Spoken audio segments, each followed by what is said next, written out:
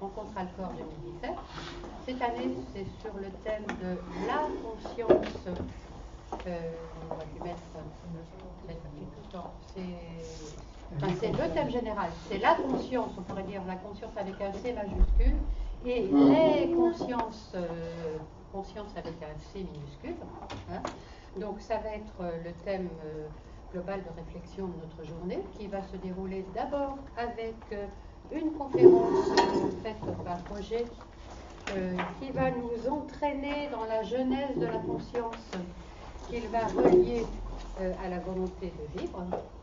Et puis cet après-midi, c'est Laurent qui nous parlera de la conscience en sciences. Et puis ensuite, nous aurons une synthèse, voilà, des échanges. Alors, il y aura des échanges après chaque conférence. Hein, et ensuite, après les deux conférences, voilà, nous essaierons d'élargir encore le débat. Et nous terminerons par une méditation. Bon, eh bien, on y va. C'est parti du prochain numéro. Oui. Non, effectivement. Christian a raison, elle nous rappelle que notre prochain numéro qui va sortir cet été. On ne sait pas encore trop cet été parce que au niveau de la pression, on risque d'avoir quelques difficultés, ça risque d'être un peu retardé. Mais bon, notre numéro de cet été sera sur la conscience et les consciences. Et ce que je n'ai pas dit tout à l'heure, excuse-moi, ce que je n'ai pas dit tout à l'heure, c'est que notre numéro 32, en fait, me semble, celui de la fin de l'année, ce sera sur la conscience spirituelle de groupe. Finalement, le thème de la conscience en général était tellement large que nous avons préféré éclater en deux numéros, enfin l'éclater, et travailler particulièrement plus, terminer l'année sur la conscience spirituelle de groupe. Voilà. Et là, l'objet de ces conférences, nous allons traiter en fait globalement la conscience, les consciences et la conscience spirituelle de groupe. Merci. Prochaine que la parole.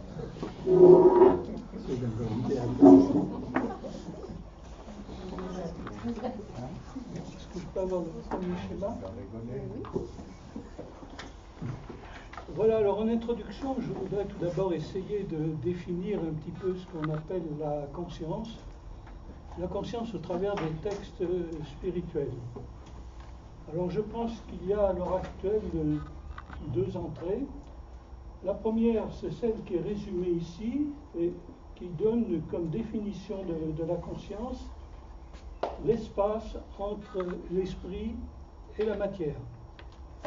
Et vous voyez que dans mon schéma, j'ai fait ressortir les deux dimensions qui apparaissent automatiquement, une involution de l'esprit dans la matière et la création de toutes les formes, et puis une évolution précisément qui tout doucement nous fait pénétrer à l'intérieur de la conscience et qui nous ramène à la maison du Père.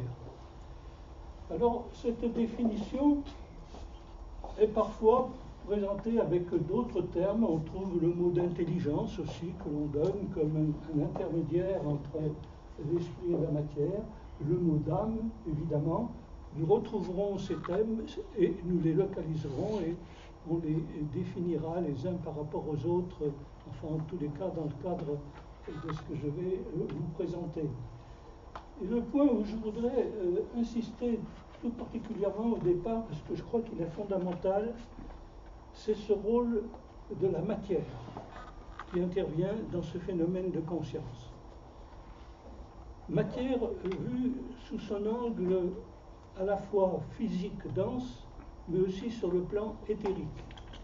Nous verrons que le site d'émergence de la conscience, c'est précisément cette interface entre le physique dense et l'éthérique. Donc c'est un point qui est important. Et ça rejoint l'idée qui est souvent présentée dans les enseignements de Bellay, c'est que notre conscience, elle grandit essentiellement quand nous sommes dans l'incarnation, quand nous sommes dans la forme. C'est une idée qui est tout à fait fondamentale. Ça ne veut pas dire qu'au-delà, il n'y ait pas de perspective évidemment d'accroissement de la conscience, mais l'essentiel est là. Nous descendons dans l'incarnation pour agrandir et épanouir notre conscience. schéma suivant. Alors le schéma suivant, c'est une approche de la conscience, là, qui est directement liée à l'enseignement d'Alice Bellet. Nous sommes à l'heure actuelle dans un système solaire, le second système solaire, et ce système solaire, il nous a dit, c'est celui du Fils, du Christ cosmique. Et le Fils, par essence, c'est celui qui révèle. Eh bien, la conscience, c'est exactement la même chose. C'est ce qui va nous révéler ce que le Père a construit. Et vous voyez tout de suite l'idée qui ressort de tout ça, c'est que la conscience, c'est une expérience, c'est une expression de l'amour, c'est une expression du deuxième aspect divin. Et le point qu'il faut essayer d'aborder tout de suite, c'est celui du rapport entre conscience et intelligence. En effet, si on regarde la culture actuelle, on s'aperçoit que finalement, la définition, cliché suivant, de la conscience et de l'intelligence, ce sont des définitions qui sont relativement voisines. Je vous donne ici donc ce qui est tiré du dictionnaire Robert. La conscience est la capacité qu'a l'homme d'appréhender sa propre réalité et celle de son environnement. L'intelligence est la faculté de connaître, de comprendre. C'est la qualité de l'esprit qui comprend et s'adapte. Alors, je dirais qu'il n'y a pas de très grande différence entre ces deux définitions, et ça rejoint très bien ce qu'on ressent au travers de la culture actuelle, mais simplement quand même pour l'intelligence, je voudrais faire remarquer le terme d'adaptation. Nous allons voir que c'est quelque chose qui est tout à fait fondamental. En revanche, la sagesse immémoriale, elle, présente les choses de façon beaucoup plus claire, comme nous allons le voir au prochain cliché. En effet, vous savez tous qu'il y a trois feux fondamentaux. Le feu de l'esprit, le rayon 1, la volonté divine, le feu solaire, celui de l'amour-sagesse, du rayon 2, et enfin, le feu par friction, celui de l'intelligence active, le rayon 3. Et le point important, c'est de voir que ce rayon 3 est véritablement complètement, que ce feu de l'intelligence active est complètement relié donc au problème de l'intelligence. C'est-à-dire que l'intelligence apparaît comme une donnée tout à fait fondamentale au départ, justement, de l'évolution humaine. L'évolution humaine se faisant du premier aspect divin vers le troisième aspect divin. En revanche, quand on va parler de notre propre évolution, notre évolution spirituelle, eh bien, on va faire le chemin en sens inverse. On va partir de la forme, de la matière, de l'incarnation dans la forme. Nous allons passer par l'amour-sagesse pour un jour nous identifier avec la volonté divine. Donc, à partir de cette présentation, et puis en fonction de ce que j'ai dit tout à l'heure, de ce rapport qu'il y a entre la conscience et l'énergie d'amour, je crois qu'on peut faire l'hypothèse suivante, prochain cliché. Le troisième aspect divin, celui de l'intelligence active, c'est celui où va se manifester l'intelligence, où va se manifester la capacité d'adaptation, où va se manifester la créativité. En revanche, le pôle d'amour-sagesse, dont on a vu tout à l'heure, va être celui où va se manifester la conscience. Et vous voyez que dans la conscience, j'ai fait ressortir la dualité fondamentale qui la caractérise. Il y a une conscience avec un aspect tout à fait matériel, et puis il y a la conscience plus, celle qui va véritablement marquer l'évolution de la conscience spirituelle. Alors vous allez me dire, mais tout ça, c'est de la théorie. En fait, c'est ce qui est vérifié dans l'observation. Si je prends l'évolution de l'homme, l'homme, lorsqu'il est passé du règne animal au règne humain, a reçu ce que l'on appelle la conscience de soi, qui est fondamentale et qui le différencie complètement du règne animal. Mais en revanche, dans son évolution, il a marqué tout doucement l'utilisation de cette intelligence pour s'adapter à son environnement. C'est comme ça qu'il a inventé le feu, qu'il a inventé la cuisson, qu'il avait inventé déjà auparavant les outils taillés. Donc il est évident que l'intelligence est la marque de cette adaptation à l'environnement. Et que tout doucement, cette intelligence conduit l'homme après à développer sa créativité, qui est encore une réponse par rapport à ce qui l'entoure, à ce qu'il a compris du monde physique.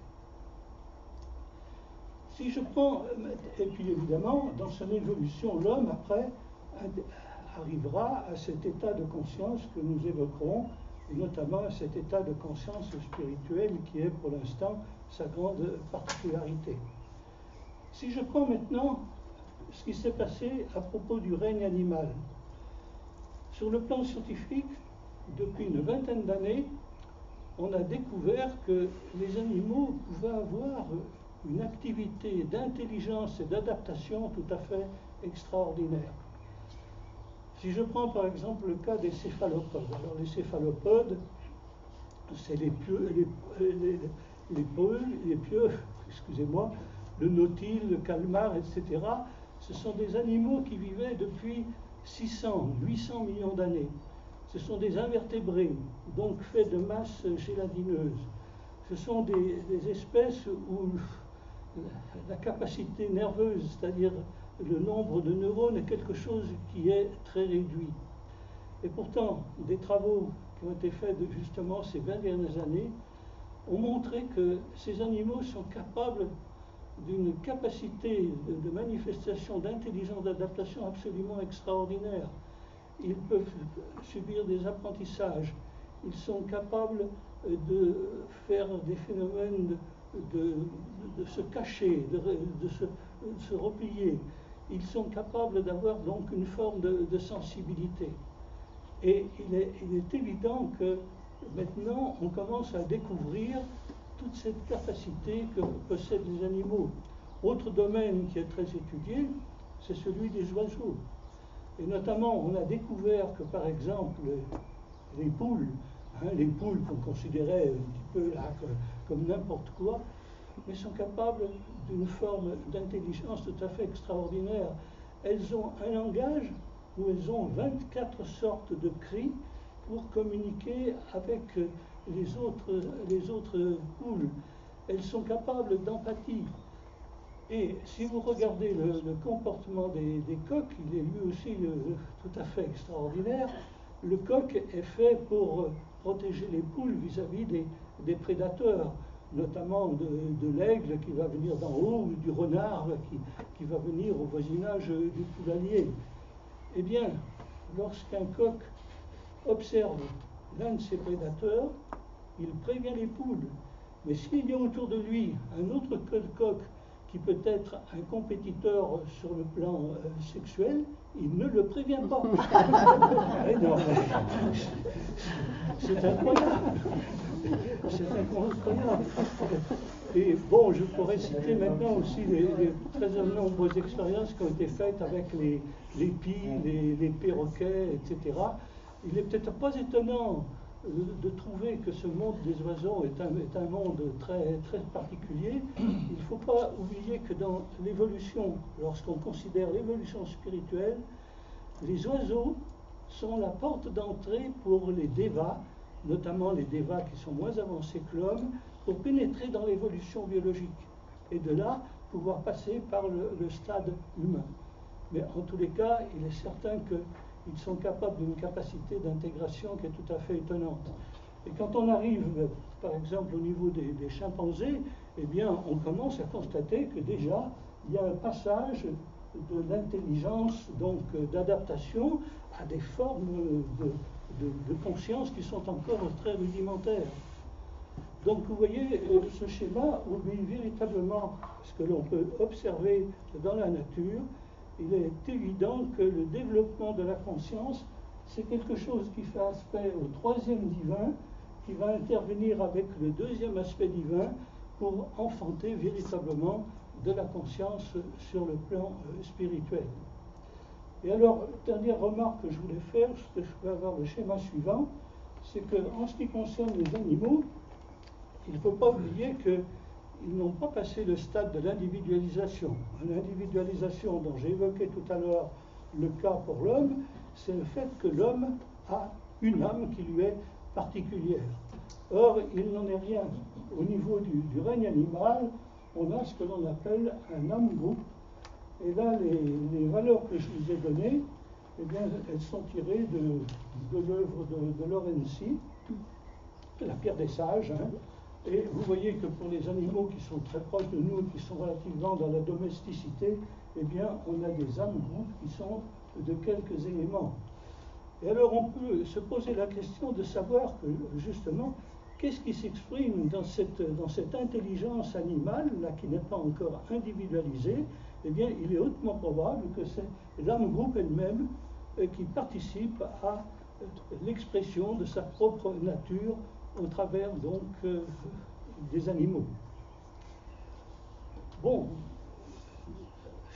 la conclusion, donc, qui est acquise à ce niveau-là, si vous voulez, c'est cette importance, comme je dis tout à l'heure, donc, du troisième aspect divin, avec l'aspect intelligence, et puis ensuite le second aspect divin, qui va s'enrichir de tout ce qui s'est passé au niveau de l'intelligence et qui va permettre du développement de la conscience. Mais je crois que pour comprendre le développement de la conscience, il faut aller beaucoup plus loin dans l'investigation. Est-ce que je peux avoir le prochain cliché? Et là, je vais faire un rapport avec ce qui se passe pour la création d'une forme lors de la manifestation divine. Il faut bien comprendre une chose, c'est que toute forme, qu'elle soit minérale, végétale, animale, qu'elle soit humaine, planétaire, solaire, provient d'une triplicité sur le plan énergétique qui est tout à fait fondamentale. C'est trois mondes qui vont s'interpénétrer et qui vont faire qu'à la limite, on a une forme vivante. Le monde qui est tout à fait en haut, c'est celui de ce que j'appelle la pensée divine aimante. C'est l'origine de l'information. C'est l'origine de la vitalité. La vitalité est quelque chose qu'il faut toujours mettre en rapport avec le phénomène de pensée. Plus vous pensez haut, plus vous pensez loin, plus la vitalité dans votre corps physique sera importante. Le second monde, c'est celui de l'éthérique ou de l'âme. C'est la même chose. Je sais bien qu'après, quand on prend la constitution humaine, c'est pas tout à fait la même chose, mais c'est de toute façon fondamentalement dans la nature deux choses qui sont très proches. Éthérique et âme, ça a véritablement la même signification. C'est le monde magnétique, c'est le monde par attraction, et c'est celui qui précisément va réaliser cette attraction entre l'énergie initiale et puis la matière qui se trouve là dans le monde où nous sommes, et qui va être donc l'élément qui va servir à constituer la forme. Toute forme résulte, vous voyez, de la conjonction de ces trois grands domaines, de ces trois grandes énergies. Ces deux premières énergies, celle qui relève de l'aspect 1 et celle qui relève de l'aspect 2, c'est ce que j'appelle la conscience universelle. Je vais beaucoup insister dans mon exposé sur cette notion de conscience universelle, et notamment, nous verrons tout à l'heure, de son rapport avec la conscience individuelle. Et que la grande transformation qui attend cette humanité, eh bien, c'est précisément de voir cette conscience individuelle s'ouvrir à cette conscience universelle. Et donc, lorsque vous avez ces trois éléments, et cette notion de conscience universelle, quand vous allez avoir une forme, est-ce que je peux avoir le cliché suivant? Vous allez avoir trois choses dans la forme. Vous allez retrouver les trois mondes que je vous ai indiqués. Le monde 1, celui de la pensée divine aimante. Le monde 2, celui de l'âme ou de l'éther. Les deux constituant un élément de conscience universelle qui est présent dans toutes les formes. Ça, c'est un point absolument fondamental. Et puis évidemment, la matière qui représente donc l'aspect le plus dense de la forme. Et ces trois formes, vous voyez, ont un rapport avec la divinité. La partie 1, c'est ce qui représente l'essence divine qui est présente dans toutes les formes. La partie 2, l'éther ou l'âme, c'est la forme divine. Il faut faire très attention à ça. La véritable forme n'est pas matérielle, elle est éthérique. C'est le plan. Pardon ? C'est le plan. C'est le plan, tu as le dessin, tu as le plan, effectivement. Et puis enfin, la partie la plus matérielle de la forme, c'est ce qu'on appelle la robe divine. Et il est bien évident que cette séparation que je fais entre conscience universelle et puis la partie matérielle de la forme, c'est l'une des grandes questions qu'à l'heure actuelle se pose la science avec la notion de vide quantique. Il est évident que le vide quantique, que j'aurais pu représenter sur le précédent schéma, mais que je reprends ici, le vide quantique, c'est ce qui sépare la partie physique matérielle de la partie conscience universelle. Et en disant ça, je ne dis pas une absurdité, parce qu'il y a déjà des scientifiques qui l'ont pensé. On l'a publié dans un numéro du Son Bleu. Max Planck, qui est le grand inventeur de la physique quantique, qui est décédé en 1947, a fait une conférence quelque temps avant de mourir, en disant que, bien sûr, qu'il y avait ce monde physique, il y avait ce vide quantique, etc., mais que ce vide était plein, et était plein d'une forme de conscience. Donc ça rejoint les questions à l'heure actuelle qui sont posées à propos du vide quantique, et que se posent les scientifiques. Mais je dois dire qu'il y a d'autres personnes, et j'en ai évoqué souvent le cas ici, des gens comme Tesla, des gens comme Victor Schauberger, par des tout autres procédés, étaient capables de se porter dans ce monde de conscience universelle et de le faire descendre dans notre monde concret pour faire apparaître, bien entendu, des nouvelles formes d'énergie, entre autres. Et alors ce schéma, il faut bien voir, il va expliquer finalement tout ce qui se passe dans la nature d'une forme. D'abord, vous avez une opposition de principe. Vous avez tout d'abord la partie la plus divine de la forme qui vibre du côté de la spiritualité, et vous avez la partie la plus matérielle qui vibre du côté, bien sûr, évolutif de la matière. Donc, la forme porte en elle-même une forme de conflit. Et puis, deuxième chose, cette forme fait apparaître en soi deux évolutions. Tout d'abord, une évolution de la matière qui a servi à construire la forme. Et c'est précisément le dessin de notre logos planétaire, le dessin de notre logos stellaire sur cette Terre, c'est de venir faire la rédemption de cette matière. Donc, première évolution qui est fondamentale. Et puis, deuxième évolution, c'est l'évolution de la partie divine elle-même, qui va vivre des expériences, qui va vivre des contacts, et qui font que cette conscience universelle qui existe au départ lorsque la forme apparaît, lorsque la forme disparaîtra, eh bien c'est quelque chose qui en lui-même aura grandi.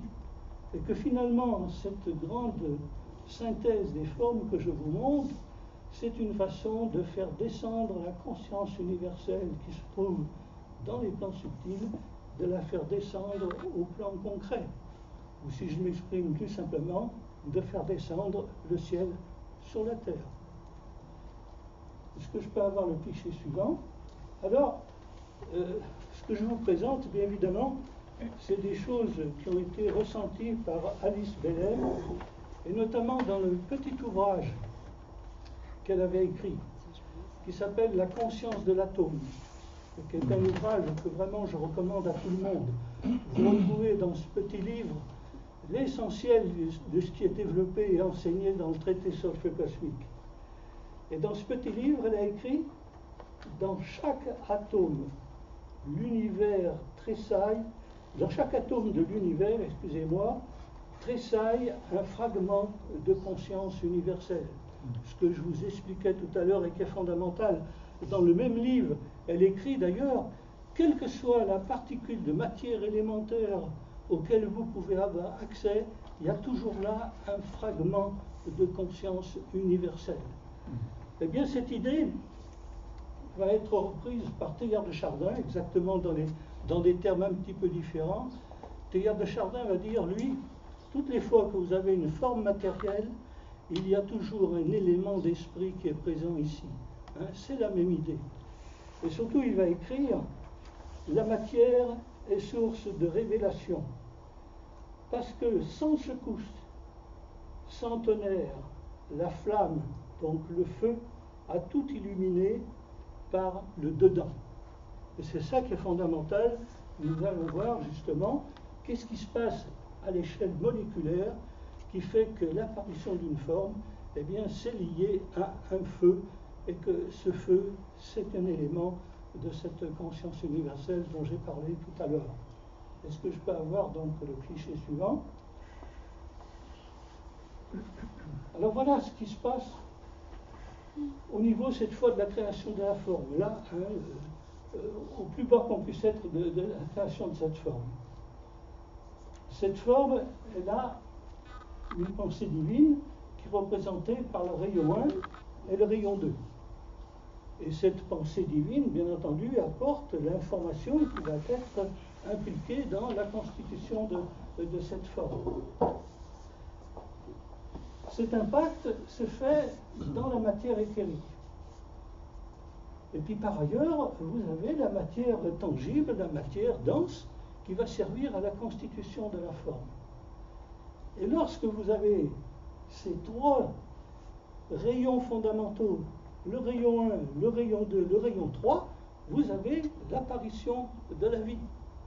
Vous avez l'apparition de la vie, et notamment cette vie-là, je l'ai représentée par un petit triangle.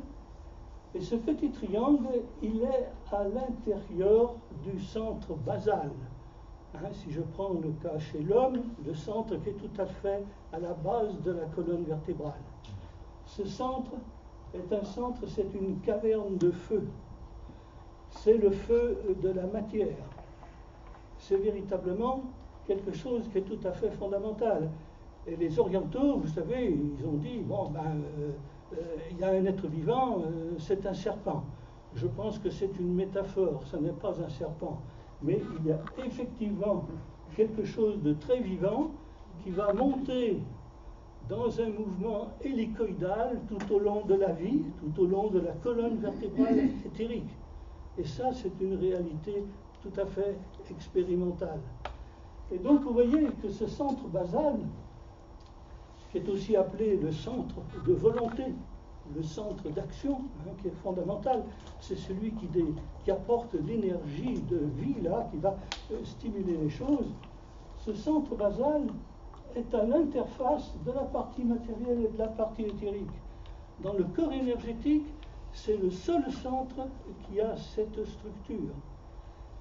Il va donc avoir deux types d'effets, des effets au niveau matériel. Il va être à l'origine de la chaleur latente. Hein. Tout organisme vivant a besoin de chaleur pour se développer. Il va agir sur le mouvement des atomes, le mouvement de la matière. Il va être à l'origine donc de l'importance du mouvement dans les réactions purement matérielles.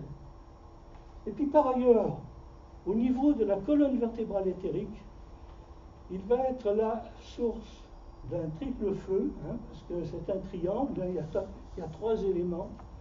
Alors ce triple feu est constitué d'une part d'une énergie qui est porteuse d'informations, qu'on appelle l'énergie akashique, d'autre part d'une énergie purement électrique, donc de l'électricité, et puis troisième élément énergétique, une forme de prana qui sera donc spécifique de la vie de cette forme qui vient d'être créée.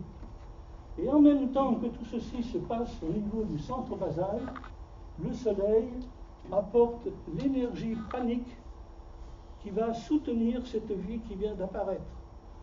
La naissance de n'importe quelle vie, quel que soit le règne que vous considérez, passe par toutes les opérations que je viens de décrire. C'est ce qu'il y a véritablement donc de fondamental. Si je peux avoir le cliché suivant. Alors le cliché suivant, c'est celui qui exprime la nature du feu. Pourquoi il y a un feu qui apparaît dans ce centre basal? L'énergie du rayon est celle du rayon 5. Et là, il faut tout de suite se rappeler que le rayon 5 est le seul rayon qui porte un feu. Ce feu qui est le feu du mental, c'est fondamental. C'est un texte qui est tiré donc d'astrologie ésotérique. L'énergie du rayon est celle du rayon 5. Elle est l'intelligence. C'est le germe de la conscience. Vous retrouvez ce rapport entre intelligence d'abord et puis conscience qui apparaît ensuite. C'est le germe de la conscience. Mais non la conscience telle que nous la connaissons. C'est la vie inhérente à la matière et la volonté de travailler intelligemment. C'est quelque chose de vivant qui n'a pas de nom et qui est le produit du premier système solaire. C'est une ressource majeure de Dieu le Père. C'est la volonté d'action et plus exactement la volonté de vivre là dans le centre basal. Donc vous voyez ce phénomène qui est un phénomène donc qui est absolument universel et l'apparition de ce feu de la matière, on l'appelle aussi comme les orientaux le serpent de la matière. Le cliché suivant, eh bien ce feu il est universel. Dans le monde minéral évidemment il n'y a qu'un seul centre, c'est le centre basal, mais il y a un centre basal. Dans le monde végétal, vous allez avoir dans le corps énergétique un deuxième centre, le centre sacré, mais vous avez bien entendu un centre basal. Et puis dans l'animal, vous allez avoir non seulement le centre sacré, mais aussi le plexus solaire, et puis toujours à la base le centre basal. Et chacun de ces centres du corps énergétique va vivre cette montée de ce feu de la matière dont je viens de vous parler. Et le point important, c'est de comprendre ce qui se passe chez l'homme. Parce que je peux avoir le cliché suivant. Alors sur la gauche, vous avez l'image du centre énergétique. Et sur la droite, vous allez retrouver les éléments dont je viens de vous parler. Au niveau du centre basal, d'une part, la chaleur latente, qui est donc quelque chose qui est latent, qui intervient bien entendu dans tous les processus de vie, mais surtout la montée de ce feu de la matière qui va se faire là et qu'on appelle la chaleur active radiante.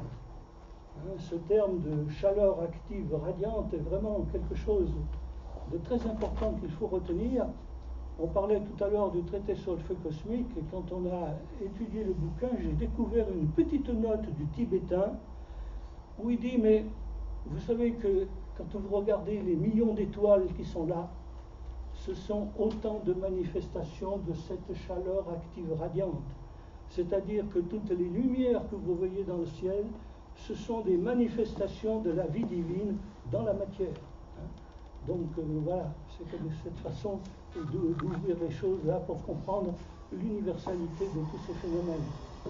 Et donc ce feu va monter, bien entendu, et au fur et à mesure va révéler des états de conscience. Chez l'homme, il va révéler des états de conscience propres au centre sacré, propres au plexus solaire, mais qui sont la plupart du temps dans un passé lointain pour l'humanité.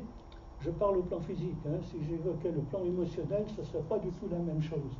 Mais au plan physique, c'est un passé lointain. Et puis, il y a un point qui est très important. À un moment donné, ce feu de la matière va se conjoindre avec le prana solaire. On a vu tout à l'heure que quand la forme était née, elle captait du prana. Par exemple, la forme humaine, elle capte du prana par des centres. Il y a la rate, il y a un centre qui est entre les omoplates, là au niveau du cœur, et puis il y a un autre centre qui est au niveau du plexus solaire. Mais ce prana reste relativement diffus dans l'homme. Et le point important, qui va densifier véritablement tous les effets qui vont se manifester après, c'est que lorsqu'on va passer au niveau du centre du cœur, il va y avoir une fusion entre le feu de la matière qui monte et le prana qui était contenu dans l'organisme. Et cette chose-là va densifier véritablement ce feu de la matière et va nous amener au point de contact au niveau du centre de la gorge, où le feu de la matière va rentrer en contact avec le feu solaire.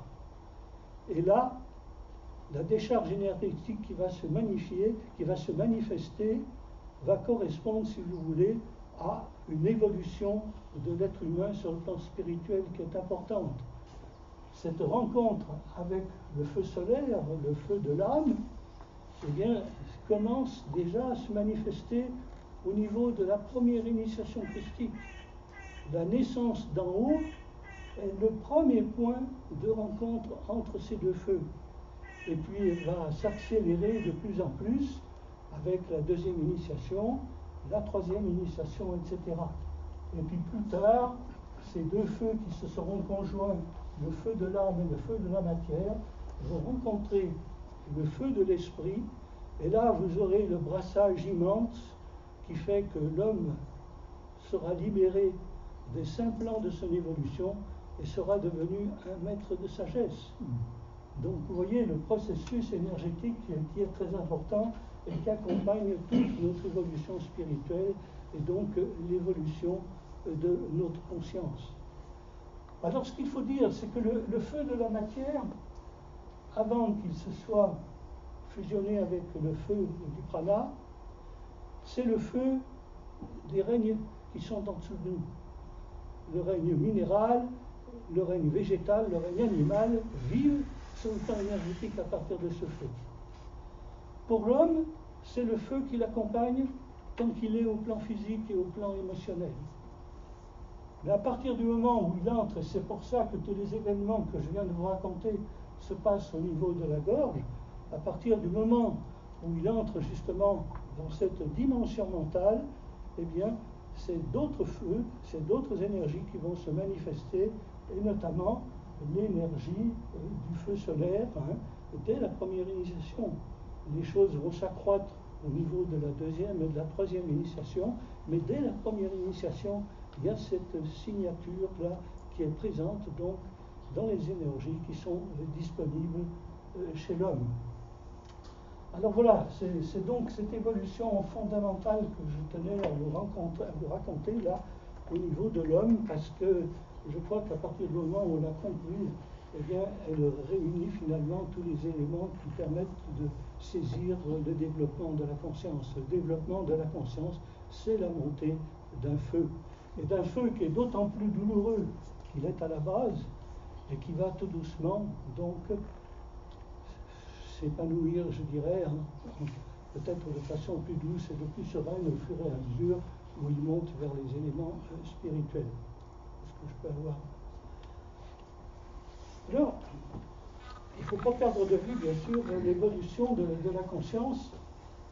Et là, j'ai représenté dans un schéma quelles sont les grandes étapes de cette évolution de la conscience, et notamment, bien entendu, essentiellement chez l'homme, puisque, comme nous l'avons vu tout à l'heure, le règne animal est encore véritablement dans l'aspect intelligence adaptative.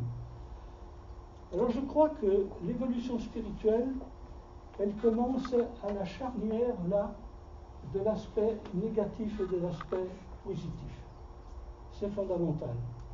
C'est-à-dire qu'à partir du moment où on entre dans les initiations christiques que j'ai évoquées tout à l'heure, et je rappelle les trois grandes initiations. L'initiation christique, c'est d'abord la naissance d'en haut. La seconde initiation, c'est la maîtrise de l'émotionnel. La troisième initiation, c'est la transfiguration. C'est vraiment la charnière à partir duquel l'homme entre véritablement là dans la conscience spirituelle. Et puis il va traverser d'autres formes de conscience. Alors évidemment, ne croyez pas qu'il y a un ordre dans ces différentes formes de conscience. Les choses sont tout à fait simultanées, notamment la notion de conscience de groupe la notion de conscience causale, on en reparlera un petit peu tout à l'heure, mais tout ça fait un ensemble d'évolutions qui correspondent véritablement là à l'entrée de l'individu vers cette conscience spirituelle, c'est-à-dire véritablement vers la conscience pour laquelle il est fait. Et puis enfin, j'ai vu figurer enfin un autre saut qui est un saut qualitatif plus important, c'est celui où cette conscience devient conscience à l'échelle planétaire, voire à l'échelle solaire. Et donc, je ferai quelques rappels sur ces différentes formes de conscience là tout à l'heure. Alors, je voudrais tout d'abord m'arrêter sur cette conscience individuelle. Parce que cette conscience individuelle, elle est particulièrement importante dans l'état actuel de l'humanité sur notre planète. C'est la conscience vers laquelle nous devons tous aller à partir d'une certaine forme de conscience de masse. On commence à prendre conscience de sa propre individualité. Et puis ça aboutit finalement à ce que l'on appelle cette personnalité intégrée à orientation matérielle, qui est d'une très grande puissance sur le plan énergétique. Cette conscience, elle va se retrouver, bien entendu, soit dans les difficultés de l'émotionnel, mais aussi, je dirais, dans l'épanouissement d'une certaine forme de mental. Un mental qui va être la plupart du temps tourné vers la séparativité, un mental qui va être tourné vers l'esprit critique. Ça fait partie de toute cette forme de conscience individuelle. Et le tibétain dit une chose qui est, à mon avis, très importante. Cette conscience individuelle, à partir du moment où elle perdure, et telle qu'est sa phrase, on a l'impression qu'il dit qu'à l'heure actuelle, elle bloque un peu l'évolution humaine, va favoriser ce qu'il appelle le phénomène d'individualisation de l'âme. Alors, qu'est-ce que ça veut dire? C'est pourtant très simple à comprendre. Le propre de l'âme n'est pas d'être individualisé. Le propre de l'âme, c'est d'être avec d'autres âmes pour constituer ce que l'on va appeler tout à l'heure la conscience de groupe. C'est-à-dire, ça c'est la destinée, c'est la vocation de l'âme. Mais à partir du moment où il y a le développement de cette conscience individuelle, l'homme, au lieu d'aller vers son destin, est de plus en plus relié à la personnalité humaine.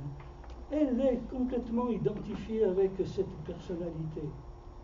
Et ça a un double effet, c'est un effet de ralentissement de l'évolution humaine en tant que telle, et c'est l'effet aussi que je viens de décrire, celui d'empêchement de la véritable destinée de l'âme. Et donc, la phrase du tibétain est très claire, elle favorise cette conscience individuelle, l'individualisation de l'âme. Eh bien non. Et c'est pour ça que dans le monde d'aujourd'hui, c'est un point qui me sensibilise beaucoup, je rencontre souvent des gens qui sont déjà des âmes qui sont avancées sur le plan spirituel, mais qui sont complètement au niveau de leur personnalité, à tel point que quand on leur parle même de l'âme, ils disent « mais où est mon âme ?» Ah ben oui, non, ils ne prennent pas du tout conscience de ça. Donc ça, c'est les problèmes de cette conscience individuelle. Et cette conscience individuelle, dans l'évolution, elle doit passer d'abord par une forme de créativité, qui va la conduire un jour à la première initiation christique. Et là, à ce moment-là, elle entrera là dans le processus donc d'évolution de la conscience spirituelle.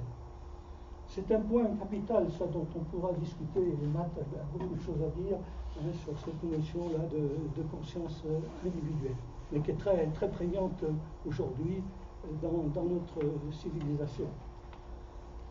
Alors ensuite, les autres formes de conscience, la conscience de groupe, que précisément on a déjà évoqué un petit peu tout à l'heure, puisqu'on va faire un travail de publication là, dans le Sondieu sur cette notion de conscience de groupe.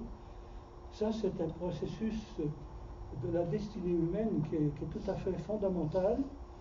parce que ça fait partie du dessein de notre logos planétaire sur cette Terre, c'est-à-dire de favoriser cette association d'âmes qui vont travailler entre elles et qui vont travailler en même temps avec une âme qui vient peut-être d'en haut, qui vient peut-être des éléments constitutifs de chacune des âmes humaines. Ça, on n'a pas de réponse absolue. Mais le problème qui est fondamental, c'est que ces âmes s'associent entre elles pour répondre à un objectif et, bien entendu, favoriser donc l'évolution humaine. Alors, ça peut être bien sûr à l'échelle de groupe, ça peut être après à l'échelle d'intergroupe. C'est un point qui est tout à fait essentiel dans cette évolution. Et je crois que dans tout cheminement spirituel normal, la question est de se poser, est-ce que, bon, je commence à être conscient de mon âme, je commence à être conscient de tout ce qui peut arriver de mon âme et se manifester en moi, mais après, est-ce que j'ai trouvé le groupe vers lequel mon âme devait aller et où je dois à ce moment-là mettre toutes les énergies de mon côté pour favoriser l'évolution donc au sein de ce groupe. C'est un point fondamental. Et puis, l'autre point sur lequel je voudrais insister, je peux avoir le cliché suivant, c'est la notion de conscience causale. Cette conscience causale, pour moi, c'est peut-être l'un des plus beaux, l'un des points les plus forts dans l'évolution de l'âme humaine, parce que c'est vraiment tout à fait fondamental. Vous savez tous que l'âme, elle fait partie donc du plan mental que vous avez sous les yeux, et que ce plan mental se divise en 3 grandes parties. En dessous, vous avez la partie mentale, intellect, la raison, etc. Au-dessus, vous avez le mental intuitif, donc l'intuition, et donc ce rapport énergétique qui apparaît déjà entre la raison et l'intuition, qui est l'un des fondements de notre évolution de la conscience au plan supérieur. Et au milieu, vous avez l'âme sur son propre plan. L'âme qui est là sur son propre plan et qui va se manifester véritablement par des propriétés tout à fait particulières. Je voudrais en signaler 3 simplement parce qu'elles me semblent essentielles. La première chose, pourquoi appelle-t-on cette conscience causale? Causale, ça veut dire qu'elle cause quelque chose. Eh bien, ce qu'elle cause, c'est tout simplement, elle manifeste une sorte d'idéalisme d'ordre supérieur. Elle capte des idées venant des plans subtils et elle fait en sorte que ces idées se manifestent là sur le plan concret, au travers du cerveau humain, au travers des différentes manifestations physiques. C'est ça la signification donc de ce mot de causal. Deuxième propriété de cette conscience, et ça c'est l'une des propriétés tout à fait extraordinaires, c'est-à-dire que l'âme qui est là sur son propre plan, qui a atteint son point d'épanouissement maximal, eh bien, elle se reconnaît dans toutes les autres sois qui se trouvent dans la nature. C'est-à-dire qu'elle se reconnaît dans toutes les formes de la nature.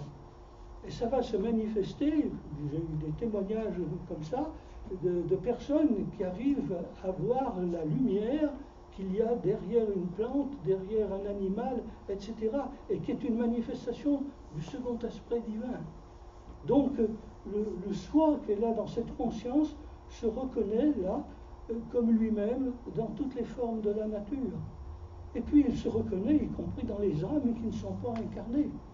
Et donc ça ouvre des dimensions très importantes pour la relation donc avec les autres âmes. Le troisième point qui concerne donc cette conscience causale, c'est la relation avec l'intuition. C'est vraiment là un point qui est tout à fait fondamental. L'intuition qui est comment dirais-je, un élément de synthèse ultra rapide là qui se manifeste et qui en fait comme le dit le tibétain, est une manifestation d'amour universel. C'est cette intuition qui va donner des éclairs un jour qui vont permettre de comprendre et de faire avancer des problèmes qui sont ceux-là, donc resteraient relativement latents. Donc ça c'est fondamental, cette activité de l'intuition, de sa relation avec l'énergie d'amour, et de faire entrer la conscience humaine dans ce rapport entre l'intuition et la raison. Il y a là deux pôles. La raison vient du pôle de la matière, c'est la matière au niveau de la matière mentale et intellectuelle, vient du pôle de la matière. Et là, vous avez d'un côté donc cette raison qui arrive par ce point de la matière, et de l'autre côté l'intuition qui arrive par en haut.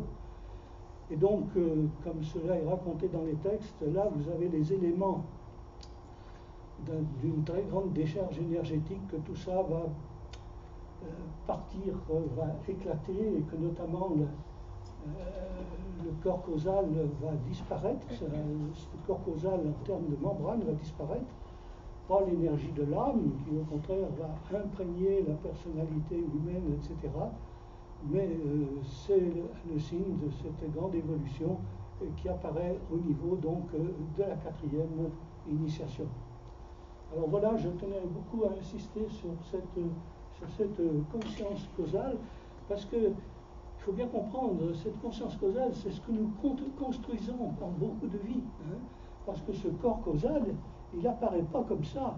Il est le produit de toutes nos personnalités qui, peu à peu, vont apporter les briques qui vont constituer ce corps causal, et qui font qu'à un moment donné, cet homme va déjà pouvoir nous aider au niveau de la personnalité, et puis va contribuer donc aux évolutions là et à cet état de nature de cette conscience causale là, qui est, je trouve, comme l'un des points les plus sensibles là, de l'évolution humaine sur le plan spirituel. Alors vous voyez que les trois éléments que j'avais soulignés dans l'introduction sur la notion de conscience, la notion d'intelligence, la notion d'âme, nous les retrouvons. Mais ils sont imbriqués dans des séquences un petit peu différentes, mais de toute façon, ce sera trois éléments qui participent à l'évolution générale.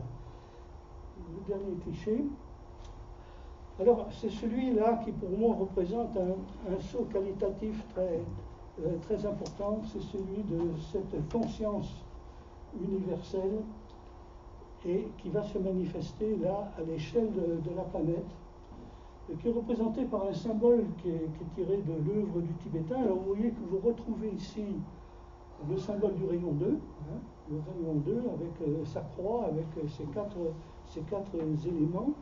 Le rayon 2 qui, je le rappelle aussi, justement le grand rayon de l'intuition, et que cette conscience planétaire va représenter cette conscience universelle là, avec les liaisons donc avec les éléments des règnes qui sont en dessous de nous, les règnes qui sont au-dessus de nous. Alors c'est notamment le règne des âmes qui sont complètement libérées, et puis le règne des entités à l'échelle planétaire et voire à l'échelle solaire, la relation avec le divin, qui est fondamentale, et la relation avec l'humanité. Et donc, si vous voulez, je l'ai déjà un petit peu évoqué, pour moi, la grande transmutation de la conscience, c'est vraiment quand on passe de cet état de conscience individuelle à une conscience qui va être de plus en plus universelle. Cette notion-là de conscience universelle que Alice Bailey a soulignée là, en 1921 et qui est présente dans toutes les formes et qui fait que la nature nous apparaît comme une espèce de dynamique, mais une dynamique excessivement puissante qui va s'appliquer là aux éléments minéraux, qui va s'appliquer à tous les éléments qui sont présents dans la nature, et non seulement dans la nature, mais aussi à l'évolution des planètes, à l'évolution des systèmes solaires. On touche là, et c'est l'une des grandes qualités là, du traité sur le feu cosmique, on touche là à ces phénomènes cosmiques, où on retrouve les domaines du corps énergétique, les rayons, etc., et qui représentent cette immense synthèse-là qui est présente autour de nous, et que j'évoquais tout à l'heure, nous qui sommes des petites molécules, et quand on prend conscience de tout ça, je trouve que c'est une relation extraordinaire entre ce que nous sommes et puis le grand tout. Voilà, je vous remercie de votre attention. C'était très fort.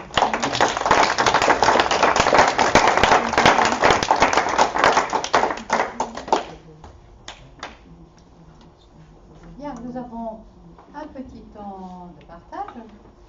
Avez-vous des observations, des questions pour Roger? N'hésitez pas. Oui, vas-y, Marc. J'ai pas de questions, mais si tu permets, j'aimerais bien proposer un petit complément à la conférence que j'ai beaucoup appréciée. Alors, c'est un complément qui concerne la différence entre conscience individuelle et processus d'individuation. Oui. Donc, mais d'abord, j'aimerais revenir sur cet élément que tu as mentionné, le tibétain, que si la conscience individuelle perdure, elle favorise l'individuation de l'âme. Oui. Je trouve que c'est très bien dit. Oui. Et avec mon épouse, quand on s'intéresse, les médiums, quand on s'intéresse au passage après la mort, on s'aperçoit de ce processus-là de l'individuation de l'âme par des âmes qui ne reconnaissent pas les plans de conscience supérieure, qui restent sur les plans intermédiaires et qui précipitent une incarnation assez rapide. C'est-à-dire qu'il n'y a pas la possibilité d'être régénéré sur les plans supérieurs. Et donc ça se manifeste. Et je crois qu'un des enjeux de l'humanité et de notre civilisation, c'est l'art de bien mourir, de réussir sa mort et de réussir le passage pour que l'âme soit régénérée sur ses plans supérieurs. C'est la mort du corps. Hein? C'est la mort du corps. La mort du corps. La deuxième chose, c'est que la conscience individuelle, qui est la plus importante, il y a une pépite derrière ça, c'est le processus d'individuation. C'est-à-dire que l'âme favorise dans un premier temps le processus d'individuation. Michel Foucault dit la norme est porteuse d'une prétention de pouvoir. Et la norme, c'est la conscience de masse, d'une certaine manière. Donc, échapper à cette norme qui est une prétention de pouvoir, c'est rentrer dans le processus d'individuation qui nous permet d'entrer dans des démarches comme la nôtre, qui nous permet d'aller vers nous-mêmes profondément et qui va faire qu'un groupe, ce n'est pas une secte, ce n'est pas une uniformité, ce n'est pas des gens qui pensent tous pareil. Et je crois que c'est important, particulièrement en France, où on a une âme de rayon 5, qui accentue ce processus de conscience individuelle, de bien clarifier cette dimension que l'âme, dans un premier temps, va favoriser le processus d'individuation. Et va favoriser cette liberté par rapport à la norme. La norme au niveau de la santé, la norme au niveau politique, la norme au niveau économique, etc. Et on se permet de penser différemment, on se permet de penser le futur. Je voulais juste apporter cette contribution. D'accord. Qui va intervenir, oui. Oui, j'ai l'impression, quand j'y découvre, j'ai l'impression que le processus d'individuation, c'est comme une sorte d'astre qui est attiré par un magnétisme, mais il faut qu'il utilise la force d'attraction, mais à un moment donné, il va falloir s'en extraire. Exactement. Et toute la difficulté est là, c'est-à-dire que il y a à la fois un piège et une épreuve, c'est-à-dire que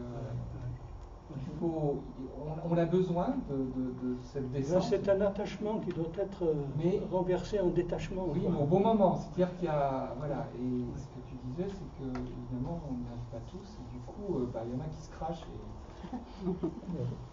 Enfin, ils se crachent. C'est une façon de parler. Pour un moment plus ou moins long, parce que de toute façon, à un moment donné, ils vont être obligés de faire ce processus. Donc, ça veut dire qu'ils vont. Par des essais et des épreuves, ils vont y arriver à un moment donné. Mais... Voilà, qui va intervenir? Oui, moi j'ai une question. J'ai de la peine dans ma logique à trouver un lien entre la monade et l'âme. Est-ce que vous pouvez en 2 mots m'éclairer sur ce sujet? Je crois que c'est le passage naturel il est évident que l'âme en elle-même, bon, bien sûr qu'il y a des dérives comme où elle va se fixer sur la personnalité, mais dans son évolution propre, c'est le rapprochement avec l'étincelle divine. Et d'ailleurs, tout le travail de l'âme, de la conscience causale dont j'ai parlé tout à l'heure, par exemple, la dernière mission de la conscience causale qui représente l'union de l'âme et de la personnalité, c'est de finaliser la construction du pont de lumière. Hein, le pont de lumière qui fait qu'à ce moment-là, on va passer de l'autre côté et que les énergies donc, de l'étincelle divine vont se manifester. Je crois que c'est un rapport naturel. L'âme est vraiment le reflet de l'étincelle divine et n'aspire qu'à cette étincelle divine. Moi, il y a toujours quelque chose qui m'a frappé dans le domaine notamment de la guérison spirituelle. Je ne suis pas du tout thérapeute, mais me dire, mais quand on veut soigner un patient, il faut travailler d'âme à âme. Comme si on avait à dire à l'âme, mais écoute, c'est assez de t'être tourné vers l'étincelle divine, regardons un petit peu ce qui se passe au niveau de la personnalité. Et, je crois que ça correspond à une réalité, quoi. Il faut l'invoquer. Et il faut l'invoquer. Voilà. Il faut lui dire, voilà. Il va nous aider. Il va nous aider. Oui. J'ai une difficulté sur ce fameux saut qualitatif dont tu parles à la fin. Conscience individuelle, conscience planétaire. Enfin, la conscience individuelle qui va devenir conscience de groupe, et que ce groupe va augmenter, parce qu'on est bien d'accord que la conscience planétaire est sur le plan 5, elle est sur le sous-plan 5 du plan du mental cosmique, d'accord? Physique cosmique, Non, là je parle de la conscience planétaire, donc la conscience cosmique. Ah, de logos planétaire. Logos planétaire. Ah, d'accord. Hein, qui est sur le sous-plan 5 du plan mental du logos planétaire. Oui. Notre conscience à nous, elle est sur le sous-plan 5 du plan physique du logos planétaire. Oui, elle est au niveau du plan mental. Oui. Voilà. Oui. Et donc cette conscience va enfler, c'est-à-dire que notre conscience individuelle va devenir conscience de groupe, le groupe étant le corps, et puis peut-être l'Europe, et à un moment donné, elle va devenir conscience planétaire. Donc là, c'est ça que tu appelles le saut qualitatif, c'est-à-dire qu'elle va sauter de... On peut pas qualifier ça de saut quantitatif, ça n'a pas de sens. Qualitatif ou quand c'est vraiment des sauts qualitatifs, oui. Oui, c'est ça, oui. Oui. J'emploie ça, c'est pas un terme que le tibétain emploie tellement, mais Teilhard Chardin, par exemple, s'exprime très souvent comme ça. Pour lui, les grands progrès de l'évolution et de la conscience, ce sont des sauts qualitatifs. Vas-y. Oui, mais on pourrait imaginer aussi que quelque part, d'après le schéma de Roger, on avait l'humanité, la conscience planétaire, le divin. Est-ce qu'on ne pourrait pas imaginer que la conscience planétaire, c'est la conscience de l'humanité qui est saut qualitatif comme un tout planétaire? Oui, c'est ça. Oui. L'humanité n'est plus dans les séparations, mais oui, mais tu as raison de bien le souligner, parce que cette conscience planétaire, c'est pas la conscience du logos, c'est la conscience de l'humanité. Ah, bah oui, c'était ma question justement. Oui, absolument. C'est pas le logos. C'est pas le logos, c'est la conscience de l'humanité, parce que toutes les consciences que j'évoque, elles concernent l'humain. Donc, d'accord. Ben, moi, je faisais donc une erreur de la Voilà, oui. C'est-à-dire que je faisais une analogie entre la conscience planétaire et la logos, et la conscience de logos.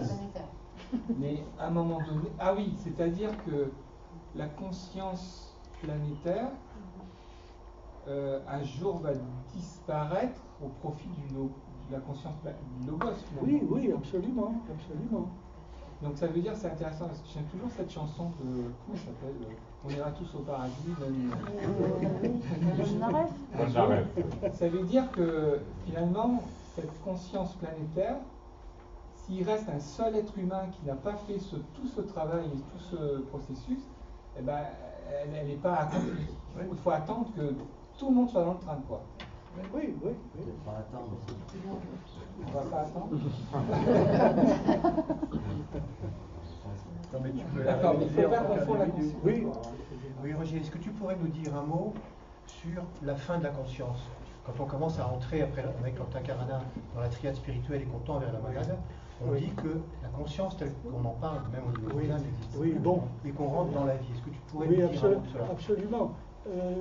Dans le tibétain, il n'emploie pas le terme de fin de la conscience, mais il dit simplement, au-delà de la conscience, il y a à un moment donné le contact avec la vie qui est derrière les choses. Et donc, la vie, pour moi, je traduis ça en termes de volonté divine. Alors évidemment, c'est cette volonté divine, mais est-ce qu'on peut encore parler de conscience? Je n'en sais rien du tout. Mais en tous les cas, elle n'émane plus d'en bas, elle n'émane plus de l'homme, c'est quelque chose qu'il reçoit. Mais effectivement, tu as raison, il y a une frontière, là, il y a une frontière. Je pense qu'à un moment donné, le tibétain dit qu'au-delà justement de la 5e initiation, c'est-à-dire là où nous abandonnons le plan de la forme, eh bien ce n'est plus une question de conscience, mais une question d'existence. Oui, l'existence. Oui, mais c'est même à partir de la 3e initiation. Ça On débute tend, à la 3e et donc il y a un initiation. fondu enchaîné entre conscience et vie. Donc je sais Absolument. pas si Roger a une façon de voir ce fondu enchaîné de la conscience à la vie. Absolument. Ouais.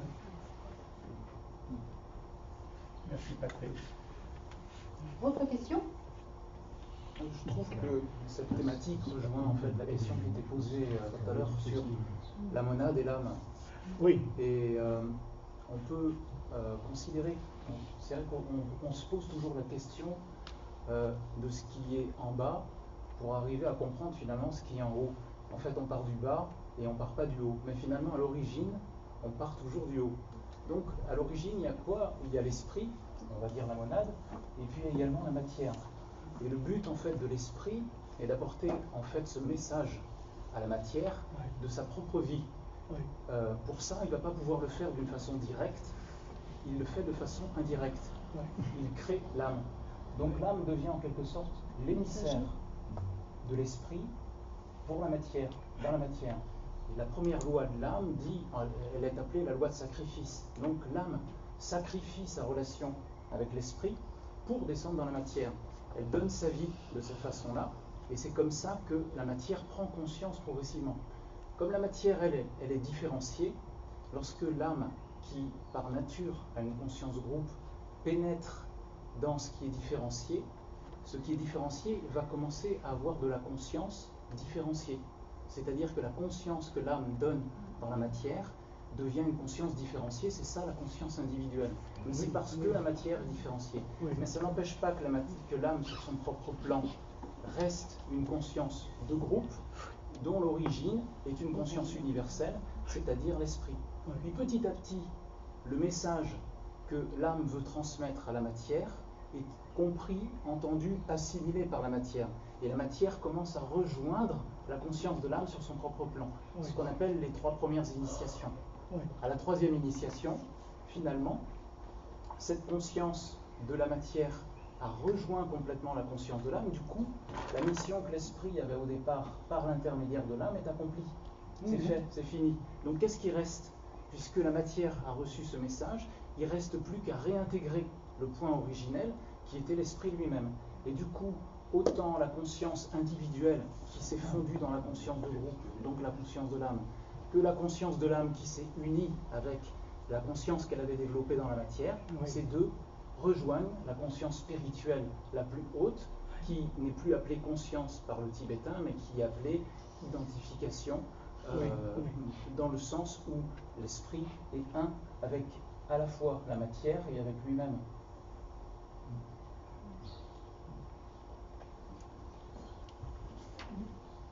D'accord, Philippe? Oui, c'est toujours la même question. Enfin, ça me fatigue cette histoire parce que pourquoi tout ce travail, pourquoi toute cette énergie, parce qu'il y a un message d'involution, tout ce travail de conscience, puisqu'elle est, si je pousse ton raisonnement, la conscience, elle est au départ. Donc il y a tout ce travail, tout ce processus pour finalement se dire ah ben la matière revient à son origine. Ah ben, il y a des cas de dire dès le début. C'est un peu naïf ce que je dis, mais tu vois, c'est ça qui est difficile pour, pour notre conscience limitée, mais ça fait 45 ans que je pose la même question au projet, mais alors effectivement l'esprit c'est un souffle, mais bon, le prix à payer est tellement immense. Ce qui me fait, je ne sais pas si c'est la suite de ta réflexion, mais qui me gêne la seule chose qui me gêne dans ta conférence, c'est quand j'entends que l'esprit descend dans la matière. Merde, il n'y avait rien d'autre à faire, pardon, mais dans le sens où, pour moi, il n'y avait pas avant de la matière sans esprit. Tu viens de nous dire qu'il y avait au moins la base de la, je ne sais pas comment on peut appeler, le petit carré de base là, dans ton schéma. Merci, le centre basal. Et il n'y avait pas, merci, c'était celui-là, oui. Avant, la matière. Avant. Le tout début. Voilà. Ah non. Ah oui, c'est ça. Pour moi, il n'y avait pas la matière, puis un jour l'esprit qui avait rien à faire, puis putain, ben je vais y aller. Il n'y avait pas la matière avant. Et c'est pas. Il est permanent le lien. Il n'y a pas un développement. La matière qui n'existe pas parce qu'elle n'a pas d'esprit, ni qui va rejoindre le grand esprit universel. C'est la relation qui est permanente, qui se passe entre la matière et l'esprit. Mais il n'y a pas une finalité et il n'y a pas un départ. Pour moi, il n'y a pas de Big Bang dans ce sens-là. Voilà. Oui. Moi, j'ai essayé de simplifier les choses dans ce domaine-là. Et je pense qu'il faut partir au niveau de la création. Qu'est-ce qui se passe? Il y a un tout non manifesté, et quand ça se manifeste, il y a une dualité. Esprit, matière. Le père, la mère. Voilà. Et donc la matière existe en même temps que l'esprit. Voilà. Sauf que, qu'est-ce qu'il va y avoir entre les deux? Le Fils. Et c'est l'âme. Et le but, justement, c'est que les deux se rejoignent pour recréer quelque chose de l'unité. Hein? L'unité, non? Une unité, oui. Parce que quelque part, au départ, on a une dualité qui se transforme en trinité et à la fin en unité. On retrouve l'unité. Et cette notion de père et de mère, on le retrouve partout, quoi. Hein. On a Osiris, Isis et Horus. Hein. Donc, quelque part, l'esprit est là-haut, la matière est en bas, mais il faut créer le lien entre les deux, et c'est aussi l'objectif de l'humanité, parce que nous, on est vraiment au milieu, quoi, entre les trois règnes inférieurs, supérieurs, c'est vraiment tout ce travail qu'on a à faire. Quand même. Oui, ce que tu dis, Christian, est complètement corroboré par les observations qui ont été faites par Annie Besant et Élie Bitter. Quand ils ont dit il y a un atome primordial, cet atome n'est pas ou père ou mère, il est père-mère. Oui. Oui, je comprends dans un sens, Philippe, parce que tu parles du prix à payer, mais il y a aussi le gain à gagner. Tout ce processus, il est éternel, il y a l'unité, puis dualité, trinité, dualité, unité, et puis ça recommence. Donc c'est un processus qui n'a pas de fin, qui n'a pas de raison d'être, sauf le fait que je crois que c'est un peu comme le gain qu'on a que l'unité, que l'esprit a de faire ce jeu. C'est comme si j'avais une maison et que je vais la détruire pour me dire je vais avoir le plaisir de la reconstruire. Sauf que ça va prendre beaucoup de temps, beaucoup d'énergie, beaucoup de souffrance. J'aimerais enchaîner avec c'est ce que tu fais à chaque incarnation. Je vais enchaîner avec ce que disait Alice, et je pense que ta réponse, Roger l'a dit tout à l'heure. C'est-à-dire que quel est le but de tout ça? C'est double phénomène, c'est-à-dire qu'il y a la rédemption de la matière. Tu vois, dans le processus, tu recrées ta maison, en fait, on vient en incarnation, etc. On a l'impression que ça se répète, mais quel est le but au final? Et pas avec les mêmes matériaux. Exactement. Et d'un autre côté, l'esprit s'en retrouve plus riche. Donc on a vraiment c'est ça qui est très important aussi. Oui, sur ce point-là, j'aimerais développer, c'est-à-dire qu'on est encore dans le conditionnement, dans la norme de 2 millénaires de rayon 6, dans lesquels l'esprit est parfait et la matière est imparfaite. Et on a cette vision de la rédemption de la matière. Mais ce qu'on oublie, ce que tu signalais, c'est que l'esprit lui-même est régénéré. Se régénère par les feux, ça se rencontre avec les feux de la matière. Donc on ne revient pas au point de départ. C'est sur un autre plan. En fait, c'est la richesse de l'expérience.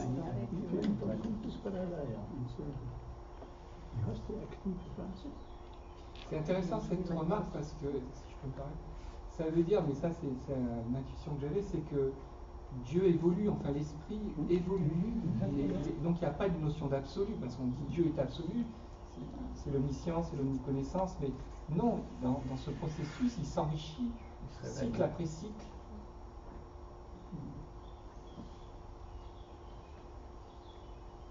C'est une question. On va dire qu'il y a plusieurs dieux. Il y a le Dieu absolu, il y a le Dieu créateur qui s'enrichit de sa création. Parce qu'on a tous cette période de création dans le pralaya. C'est où tout est arrêté. Le pralaya, oui. Et c'est aussi, il y a les deux qui jouent.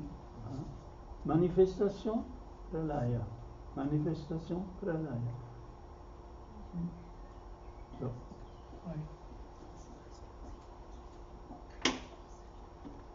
Merci. Avez-vous encore des questions, des observations, des apports complémentaires? Toute petite observation au langage des oiseaux. L'âme a tiers. Donc il y a un tiers d'âme, un tiers d'esprit et un tiers de matière. Bravo.